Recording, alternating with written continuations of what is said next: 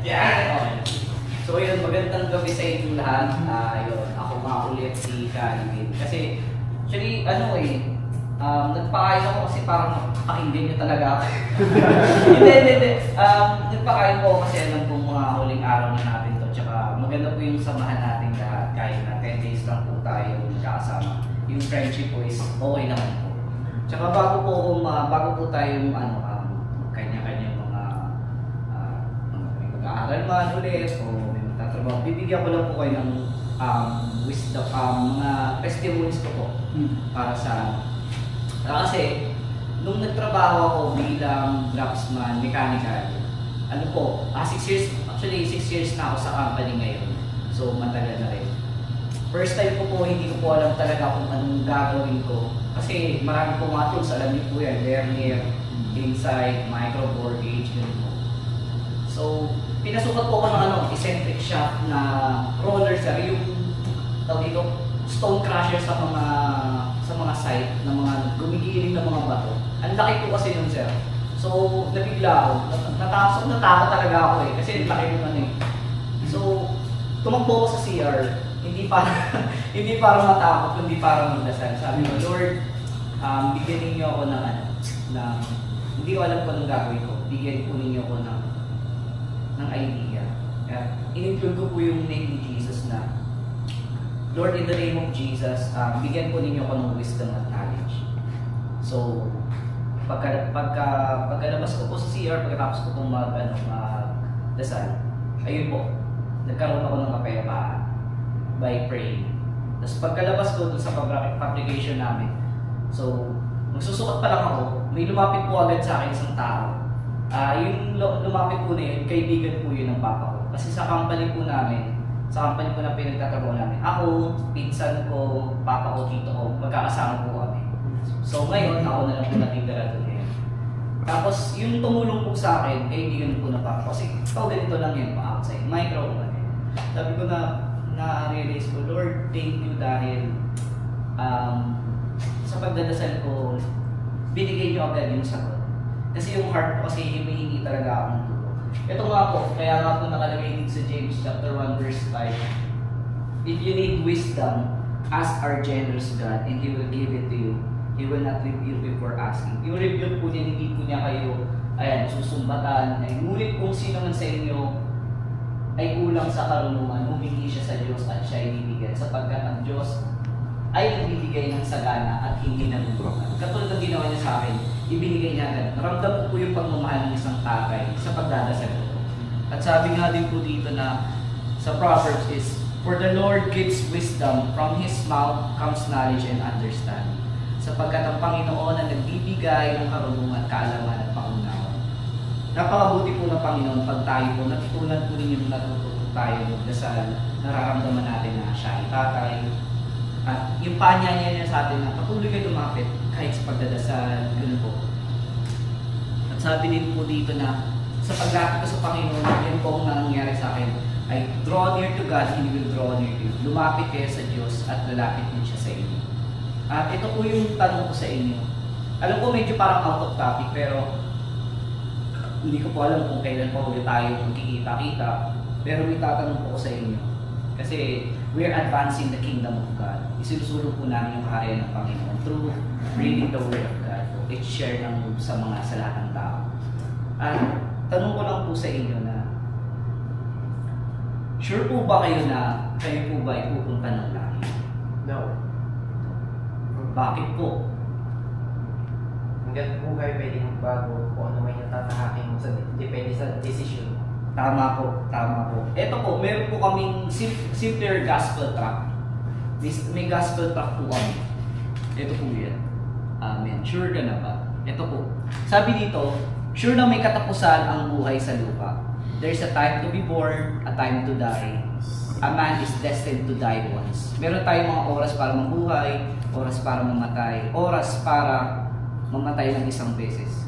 Hindi mo matatakasan ng kamatayan, darating po yan sa ating lahat. Sure po ito. At sabi dito, sure nakaharap tayo sa judgment seat ni Jesus.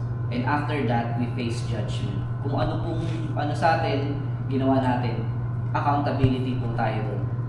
kung anong good or bad man, He will judge us.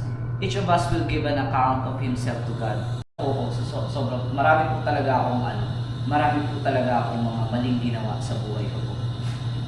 Tayo po ay nagkasala sa lahat, at dahil po tayo guilty, mapupunta po tayo sa kaparusahan. Sabi po dito, if anyone's name was not found written in the book of life, he was thrown into the lake of fire.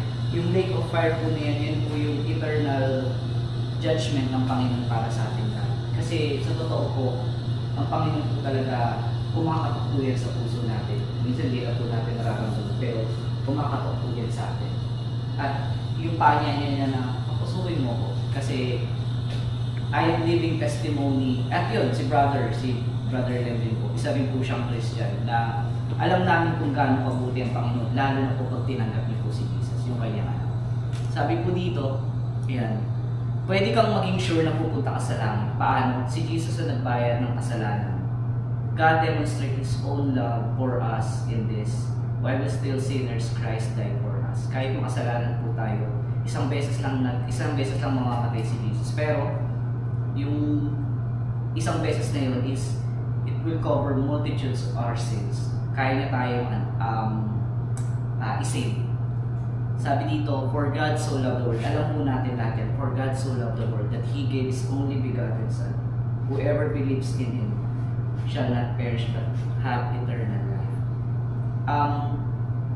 Gusto ko lang po tanungin sa inyo, kapag po ba may nagbigay po sa inyo ng regalo, tatanggapin niyo po ba ito? Kayo? Depende. Kaya sa akin, tatanggapin ko regardless kung ano man yun. Kasi our Father, He gave His Son. So, binigay niya po ito sa atin. So, kasi binibigyan tayo ni Lord ng way out para po mapunta tayo sa kaharian. Mapunta po tayo sa safe place. Hindi niya po tayo binibigyan ng punishment na, alam niyo po yun, sobrang hindi. Kasi nakalagay din po sa 1 Corinthians 10:13 na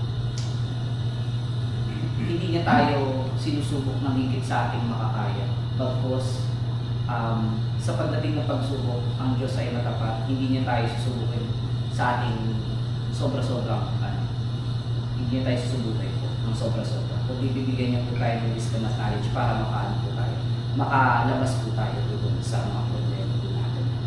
Ito po, sabi po dito sa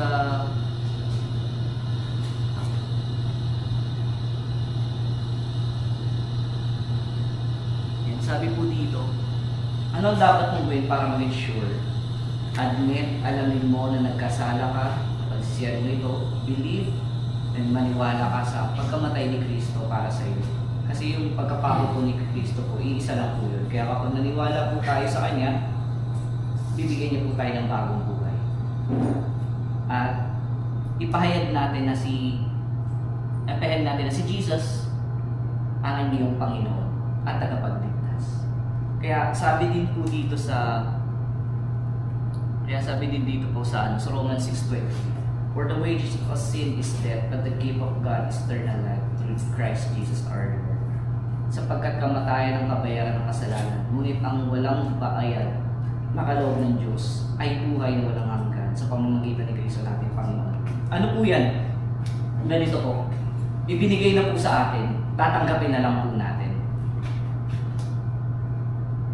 And then, dito po sabi, in the same way I tell you, there is rejoicing in the presence of angels of God over one sinners who repent. Kung sino man po nagre-repent, tumatalikod sa kasalanan, nagre-rejoice po ang Panginoon, nagre-rejoice po ang kaharian. Kasi there's a declaration, kapag tumalikod po tayo sa kasalanan natin, there's a declaration na tumatalikod tayo kay Satan at tumaharap tayo sa Panginoon.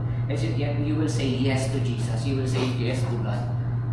At sabi din po dito, kung sino man ang naniniwala, but to all who believe Him and accept Him, He gave the right to become a children of God. Kapag in-accept natin si Jesus, binibigyan niya tayo ng license or authority or ina-accept niya tayo bilang tayo katulad ni Jesus, bilang isang anak ng Diyos. kung sure po tayo na kung gusto niyo pong matanggapin si Jesus sa buhay ko ninyo. Sino po sa inyo gusto tanggapin si Jesus? Ako, natanggap. Salamat po, salamat. Alam niyo po, sa totoo lang, ito po matatapos na po tayo. Pero alam ko, hindi na po ito bago sa inyo. Tama po, hindi na po ito bago sa inyo. Pero, dadagdagan ko pa po yung sasabihin ko. Sabi po ni Apostle Paul na everyday siyang tumatanggap kay Jesus. Everyday siyang tumatanggap. I say yes to Jesus, I say yes to Jesus. Kasi, dito po sa mundo natin ito, maraming katiwalian, maraming temptation, maraming hindi maganda. Pero, when you believe in Jesus at accept niyo po siya sa buhay niyo, you will see things na may color. You will taste food so tasty. Parang yung po, nakalagay din sa Psalms na for the taste and see for the Lord is good. Makikita niyo na taste, hindi naman titikman niyo talaga ito tikman talaga yung Panginoon, kundi matitikman niyo ng kabutihan. Matitikman niyo yung kabutihan sa Panginoon. At makikita niyo yung kabutihan din niya. Nakikilo siya sa para sa iyo.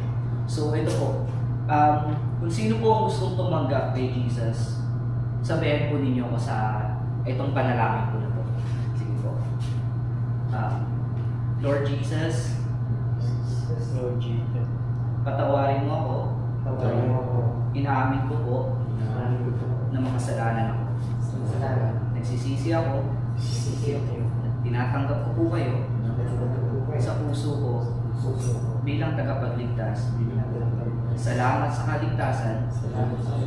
Baguhin po ninyo ako at gamitin. Amen. Maraming salamat po. Maraming salamat. Thank you po, Terry. Thank you po. Thank you po. Thank you po. Salamat po. Ano ako sa baptist ako. Baptist. Oh, okay. Ayos. Salamat sa Panginoon. Glory to God. Ayan. 1990.